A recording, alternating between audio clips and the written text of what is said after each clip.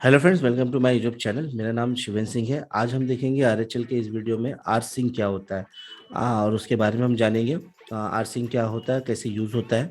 तो उससे पहले आप मेरे चैनल पर नए आए हो तो मेरे चैनल को जरूर लाइक कर दीजिएगा, शेयर कर दीजिएगा और चैनल को जरूर सब्सक्राइब कर दीजिएगा, जिससे मेरे वीडियोस आपको मिलते रहे।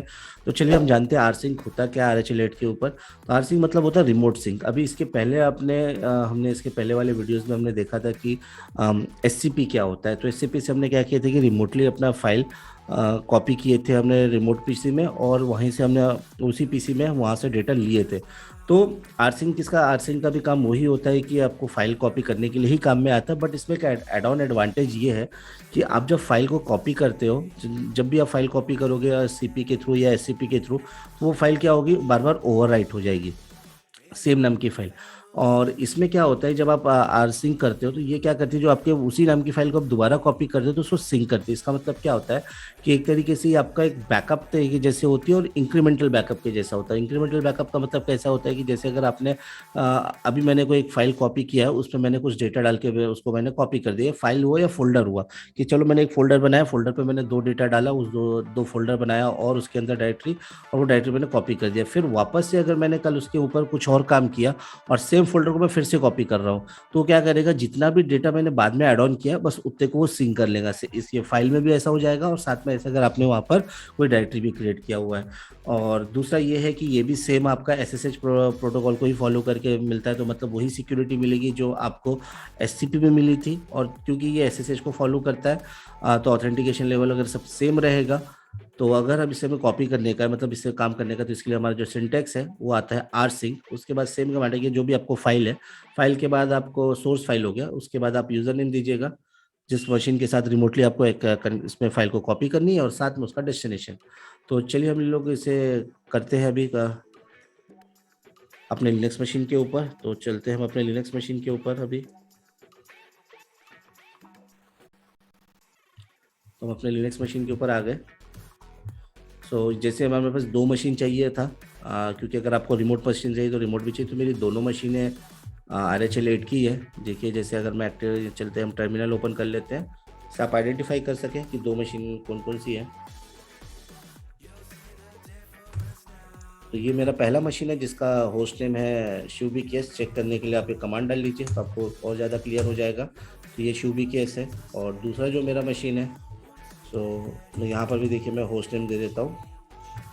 यहाँ भी आपको इजीली आइडेंटिफाई हो जाएगा कि ये शिव। तो ये दूसरी मशीन है।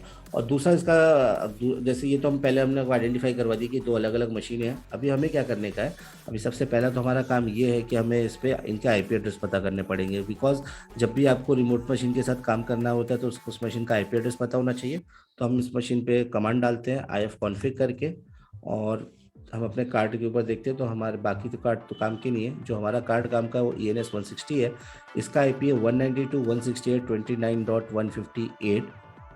और सेम हम चलते हैं अपने पहली वाली मशीन पे के ऊपर भी, और यहाँ पर भी हम वही कमांड डालते हैं IP कॉन्फ़िग, और इसका भी IP चेक कर लेते हैं। तो गाइस, इसका मशीन का IP है 192.168.29.147।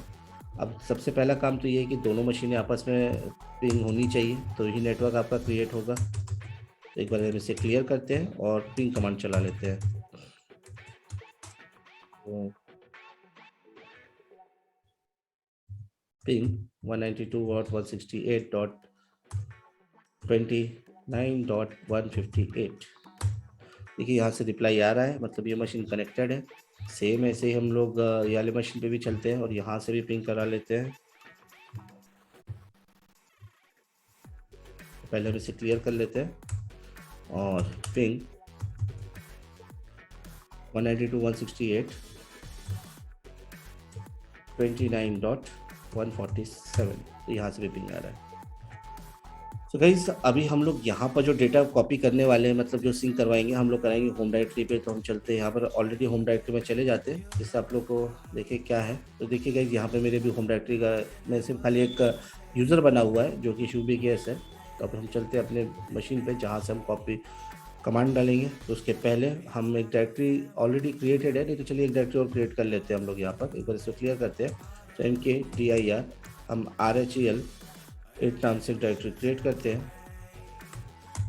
और इसके अंदर चलिए हम लोग कुछ डायरेक्टरीज बना लेते हैं और कुछ फाइल्स बना लेते हैं। तो mkdir करके 1 2 3 3 डायरेक्टरीज हमने बना लिया है। और उसके बाद और कुछ हम फाइल भी क्रिएट कर लेते हैं। तो टच कमांड से हम लोग abc नाम से एक फाइल क्रिएट कर लिए। ll करिए। तो देखिए यहाँ पर एक बार गलती ये हो गई कि हम लोग को ये काम RHL 8 के अंदर करना था।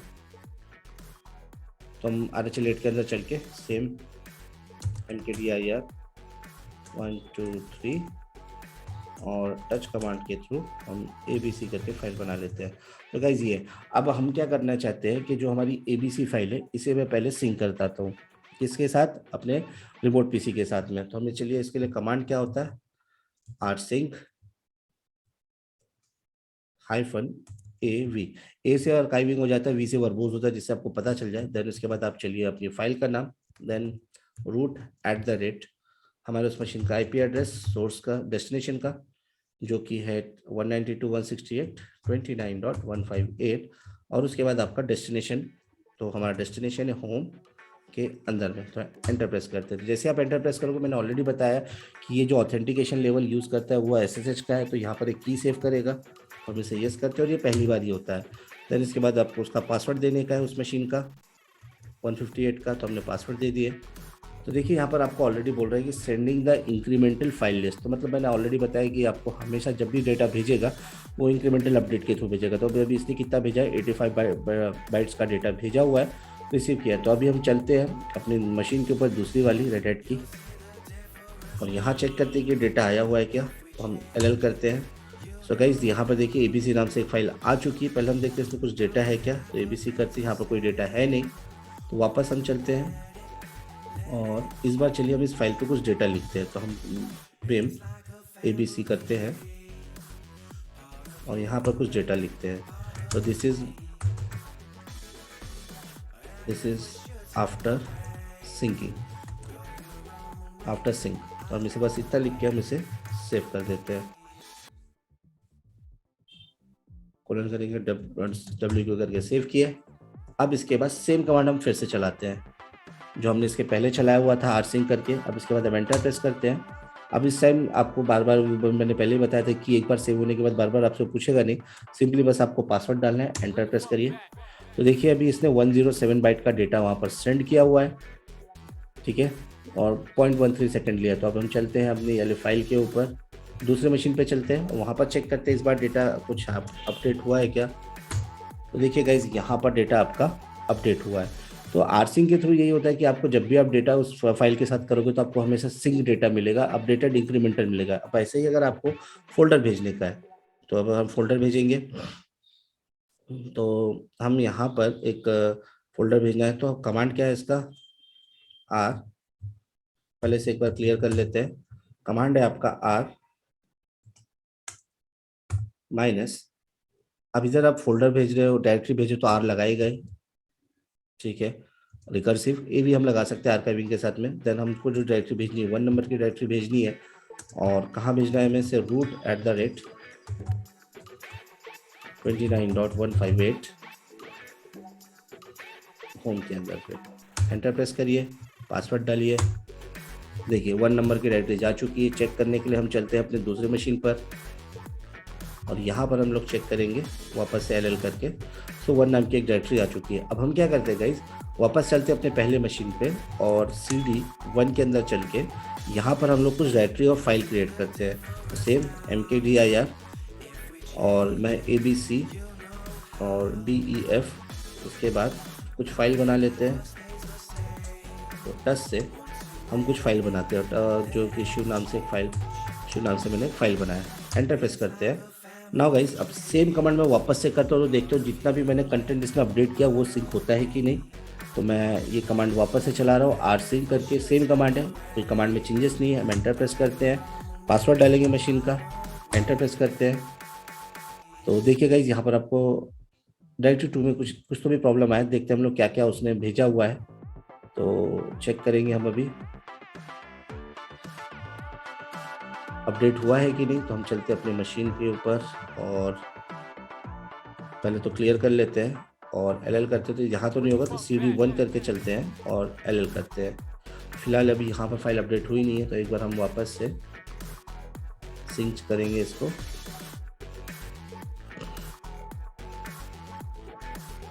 तो CD डॉट डॉट करते हैं, क्योंकि हम उस फोल्डर के अंदर पे थे तो हमें लोकेशन बतानी थी। एक गलती हमारी ये हो गई थी इधर कि जब अब आप काम भेजते हो, अगर आप उस फोल्डर के अंदर पे हो तो डेटा फिर आपको वहां पर फोल्डर के अंदर का नाम देना चाहिए था, बट हमने क्या किया था, कमांड सेम रन कर दिया था, और उस समय ऑलरेडी हम लोग उस डायरेक्टरी पे जो भेजना था नहीं होता। तो अभी हम लोग क्या करेंगे, कमांड सेम रखेंगे। अभी यही कमांड है, अब एक स्टेप हम पीछे आ गए।